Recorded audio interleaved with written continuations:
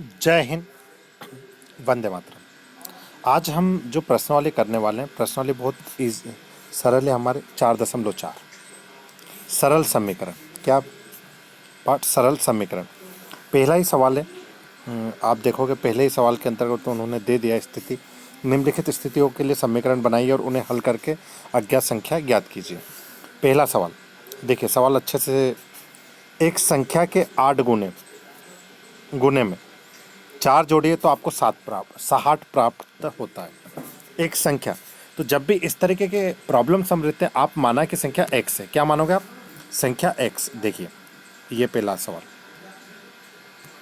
हमने माना कि संख्या x, तब प्लस अनुसार एक संख्या का 8 गुना, तो संख्या हमने x माने तो उसका 8 गुना क्या हो गया? 8x। और उसमें 4 जोड़ा तो हमें कितना प्राप्त हुआ? 60। अब हमने क्या करा, ये जो 4 है, ये वाला जो 4 है, इस 4 को बराबर के जब उस साइड लेकर गए तो कौन सा चिन्ह आ जाएगा? माइनस का। ठीक है, तो हमारे पास 8x बराबर क्या आ जाएगा?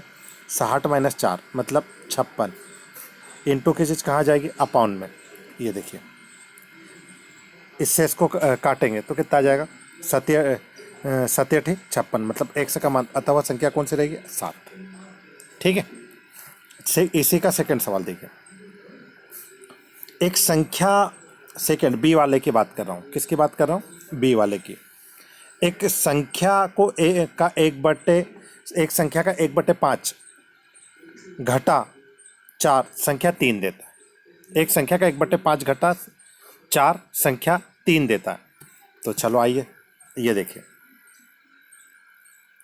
ये संख्या हो गई। माना कि संख्या क्या है? हमेशा क्या मानेंगे? x। इसमें से 4 घटा दिए। कितने घटा दिए? ये 4 घटा दिए, तो कितना दे रहा? 3। अब आप एक काम कीजिए, इस 5 का गुणा 4 में कर दीजिए और 5 का गुणा 3 में कर दीजिए।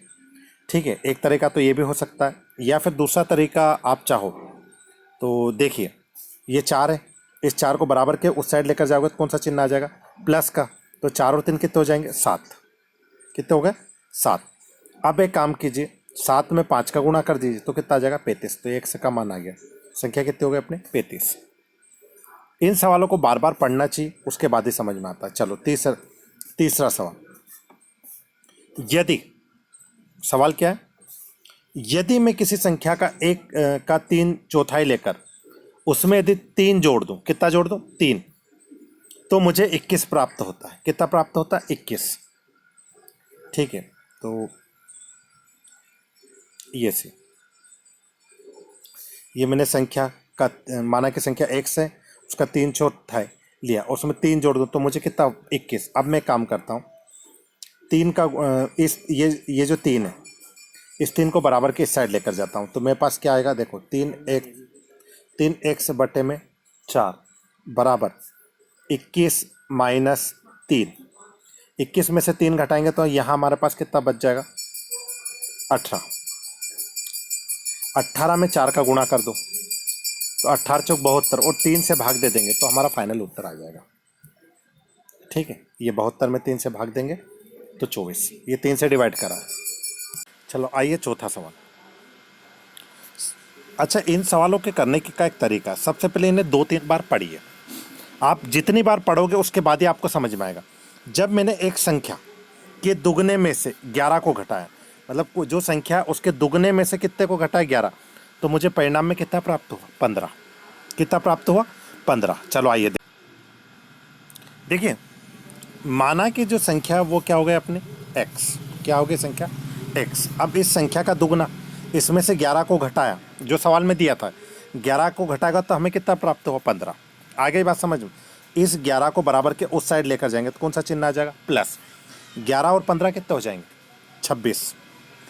2 को नीचे लेके आ जाओ और 2 से डिवाइड कर दो तो कितना आ जाएगा? 13। अथवा संख्या कौन सी होगी? 13।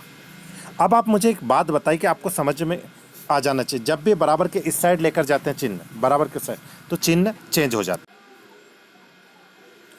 बहुत ही बढ़िया क्वेश्चन। मुन्ना ने 50 में से अपनी उत्तर पुस्तिकाओं की संख्या के तिगने को घटाया तो उसे परिणाम 8 प्राप्त हुआ। मतलब मुन्ना ने 50 में से अपनी उत्तर पुस्तिकाओं की संख्या के तिगने को घटाया तो उसे परिणाम कितना प्राप्त हुआ? 8। चलो आइए सवाल को देख। तो माना की संख्या क्या हो जाएगी? x। अब 50 में से ये 3 गुना हो गया, ये कम करा तो कितना प्राप्त हुआ 8। अब एक काम करते हैं, इस 8 को बराबर के इस साइड ले आते हैं, एक और इस 3 को उधर ले जाएंगे तो एक ही बात है, तो माइनस का प्लस हो जाएगा। इधर भी लाते हैं, इस 8 को लाया तो भाई 50, ये 50 तो अपनी जगह पर था, ये 8 इधर आया तो माइनस का चिन्ह हो गया। 50 में 8 घटाएंगे तो कितने बचेंगे 42।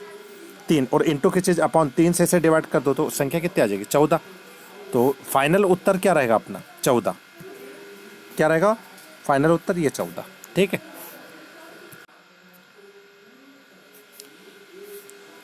इवन एक हल, इवन क्या नाम है, इवन एक हल एक संख्या सोचती है, वह उसमें 19 जोड़कर योग को 5 से भाग देते तो उसे कितना प्राप्त होता 8। चलो आइए कैसे। देखिए, इवन एक संख्या सोचती है, वह उसमें से 19 इसमें 19 जोड़कर योग को 5 से भाग देने पर उसे कितना प्राप्त होता 8। चलो आइए देखते हैं।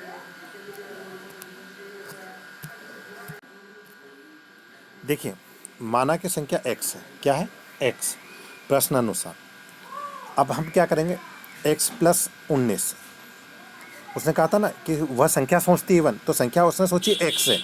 अब उसमें 19 जोड़ते हैं और जब संख्या में 19 जोड़ने पर 5 से भाग देते थे तो उसे कितना प्राप्त होता था 8। तो ये बराबर में 8 प्राप्त हो गया। अब एक काम करते हैं, इस 5 का गुणा 8 में कर देते हैं तो कितना आ जाएगा 8 पंजे 40। इस तरीके से 40, इस 19 को बराबर के उस साइड ले जाएंगे तो वो संख्या कितनी होगी 21। आ गया समझ में। उसी का लास्ट सवाल आपको स्वयं को करना है, क्योंकि आपको भी पता चले कि किस तरीके से होगा।